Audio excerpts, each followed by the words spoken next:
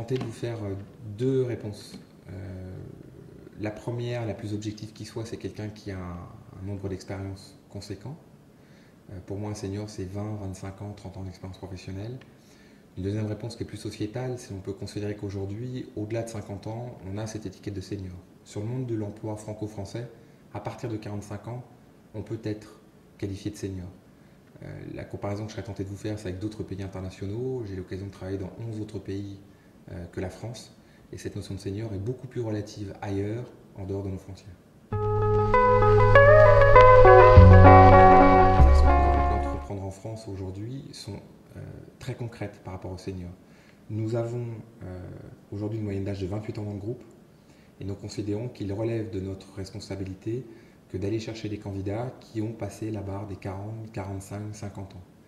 Dans ce cadre-là, nous, quel que soit le poste, nous nous fixons comme objectif d'avoir un candidat de plus de 40 ans dans la shortlist définitive que nous présentons au décisionnaire final. Et les quelques statistiques que je peux vous donner sur nos derniers recrutements, sur les 10 derniers recrutements, nous avons embauché 3 personnes de plus de 40 ans. Qu'est-ce que veut dire l'emploi des seniors pour iMedia? Cela veut dire avant toute chose l'intégration de compétences, de connaissances, de maturité dans des équipes qui sont très jeunes. Notre moyenne d'âge, encore une fois, est de 28 ans, ce qui est extrêmement jeune pour un groupe de plus de 500 personnes. Et nous sommes absolument convaincus que la richesse est dans la différence. Et cet écart d'âge, au sein d'une même équipe, est définitivement quelque chose qui apporte une valeur ajoutée certaine dans le quotidien de la vie de l'entreprise. Du recul, de la maturité, du partage de connaissances, la capacité à traiter un échec ou un obstacle de manière différente lorsqu'on a déjà été confronté à une situation difficile est quelque chose qui nous intéresse particulièrement. Pour ce faire, dans le cadre du plan d'action qui avait été défini au sein du groupe, nous avons évidemment les deux axes traditionnels, le maintien dans l'emploi, avec tout un accompagnement en termes de VAE et de formation des gens les plus âgés de notre groupe, dont je fais partie, et aussi un objectif très clair en matière de recrutement, puisque qualitativement et quantitativement, nous nous sommes fixés des objectifs précis.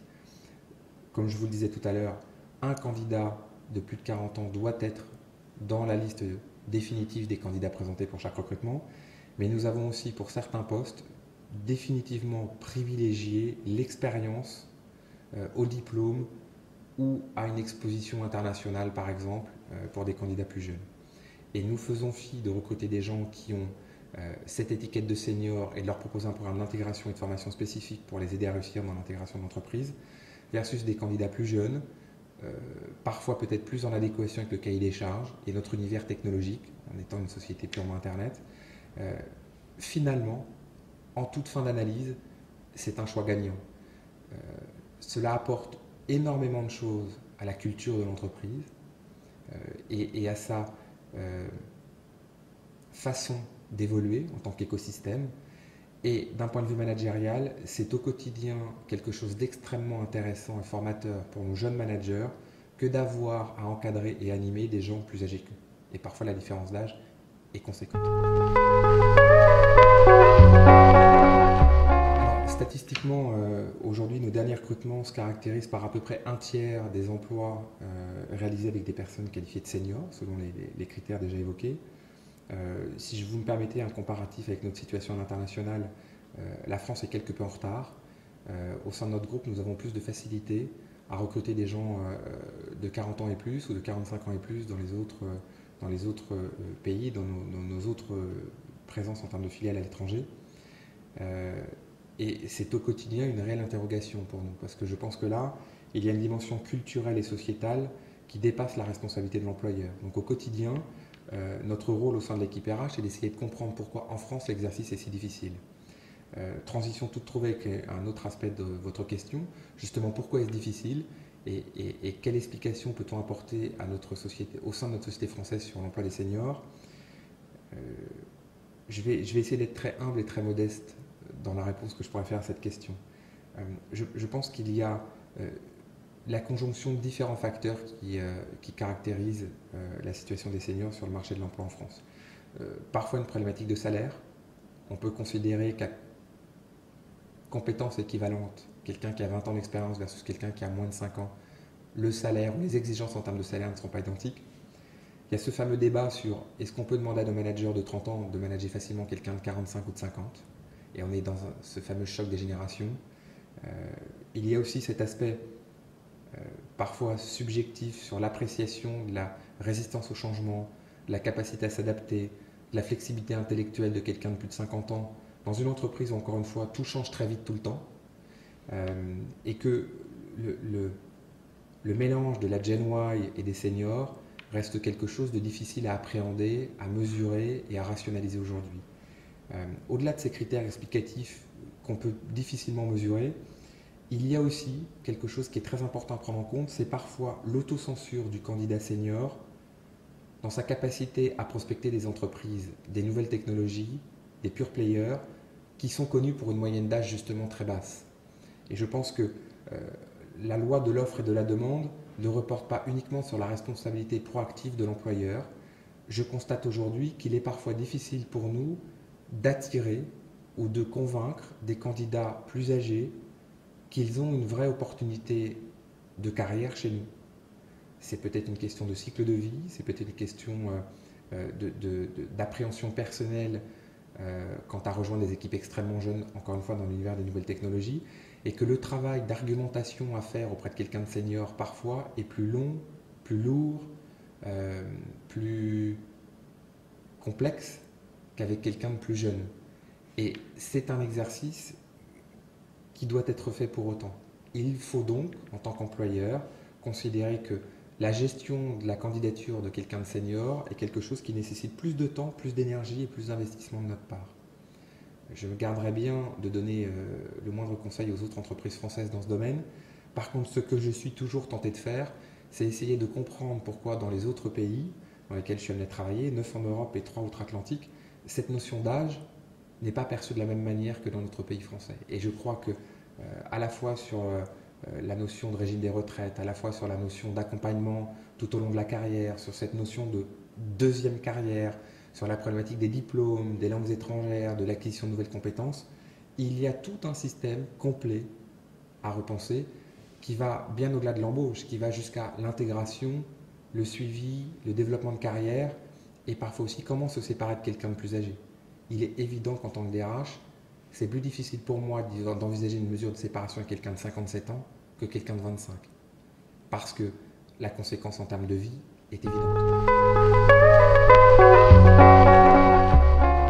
Alors, le premier constat que je puisse faire moi dans le groupe iMedia aujourd'hui, c'est que la mise en œuvre de ce plan d'action senior n'a pas eu de modification substantielle de notre culture d'entreprise, puisque nous avons un corps managérial qui était déjà très ouvert en termes d'acceptation de profils qui ne sont pas exactement en phase avec la moyenne d'âge de la société.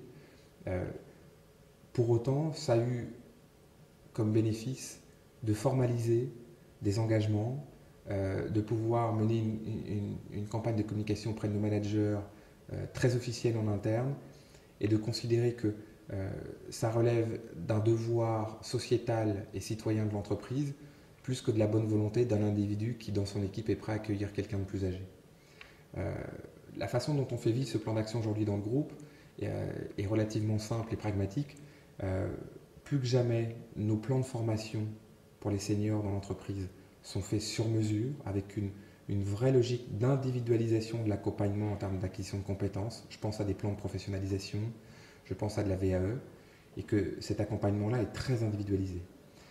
Une autre façon que nous avons de faire vivre ce plan d'action est de s'intéresser à l'évolution de carrière pour les gens plus seniors dans la maison, où on essaye au maximum de minimiser les risques lorsqu'il y a le changement de responsabilité ou changement de fonction.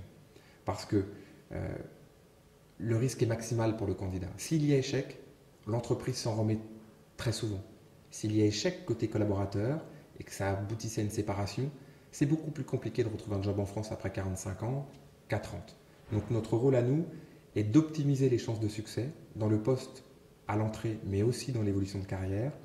Et notre rôle aussi à nous est de s'assurer qu'on positionne le collaborateur dans les meilleures conditions de succès possibles, à savoir les échanges très privilégiés avec les équipes RH, l'anticipation de toute problématique de communication en interne, la perspective d'avoir des plans de formation individualisés et plus qu'avec les autres collaborateurs, la communication est la clé du succès. Les résultats qu'on peut évoquer aujourd'hui sont simples.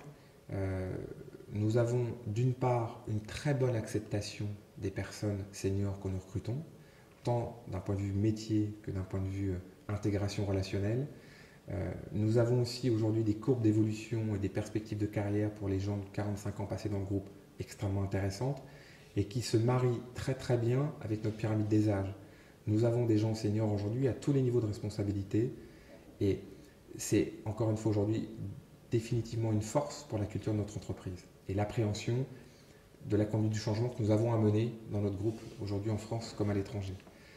Et un autre aspect qui est important sur ce sujet et à ne pas négliger, c'est notre capacité, quand c'est nécessaire, à nous séparer dans les meilleures conditions qui soient. Et il relève de notre responsabilité d'employeur, si on est amené à se séparer de quelqu'un de senior, que de l'accompagner le plus loin possible dans la recherche d'un nouvel emploi et considérer qu'il relève de notre responsabilité que de l'accompagner le plus loin possible après avoir quitté Imedia. Ce qui n'est pas forcément notre objectif premier lorsqu'on se sépare de quelqu'un qui est plus jeune, que ce soit à notre initiative ou à l'initiative du collaborateur, dans les deux cas de figure.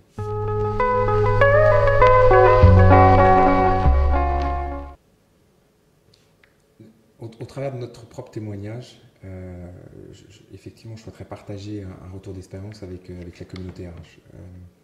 Aujourd'hui, nous nous impliquons, toute l'équipe RH en matière de recrutement, à rencontrer des personnes qualifiées de seniors, même si elles ne correspondent pas à des postes qui sont à pourvoir dans le groupe aujourd'hui. Cela pour plusieurs raisons. D'une part, ça nous permet d'être en contact en permanence avec des candidats qui sont confrontés à la difficulté de trouver un emploi du fait de leur âge.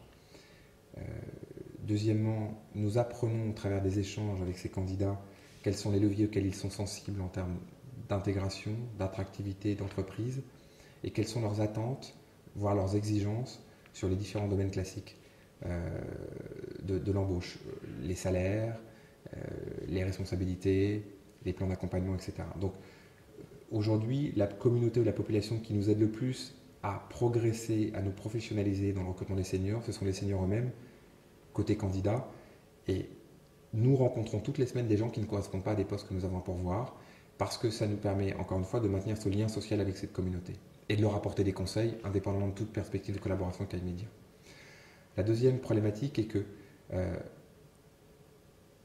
aujourd'hui, donner un conseil à toute entreprise sur l'embauche des seniors, cela me semble quasiment impossible. Je pense qu'il y a autant de vérité que d'individus, côté candidat, qu'il y a autant de vérité que de culture d'entreprise et que nous sommes dans les sciences humaines qui ne sont pas des sciences exactes. Dans ce cadre-là, dans cette réflexion-là, je pense que les témoignages, les belles histoires à raconter, le travail que vous réalisez au travers de votre site, je pense qu'elle est là la clé du succès. Elle est histoire après histoire, témoignage après témoignage, exemple après exemple, la diffusion au plus grand nombre de situations qui se sont montrées être des succès. Et ça, en RH, c'est vrai pour l'emploi des seniors, mais pour plein d'autres sujets. Il n'y a pas de règle, il n'y a pas de solution miracle. Je ne crois pas systématiquement non plus à une approche coercitive et juridique de la problématique. Je crois surtout à la responsabilité sociétale de chaque RH, la capacité de chaque candidat senior à se mettre en avant et en condition de succès, et le partage d'expériences, le retour d'informations, la mise en commun de petites clés ou de petites astuces pour solder les problématiques, pour régler les problèmes, pour anticiper les difficultés potentielles. Et au quotidien, dans notre métier, encore une fois, c'est vrai pour ce sujet-là et c'est vrai pour plein d'autres, c'est la remise en question permanente de ce qu'on croit acquis ou de ce que l'on croit être quelque chose d'intangible ou d'inéluctable. C'est, à mon sens d'ailleurs, une définition à appliquer pour toute la pratique de la fonction RH en général.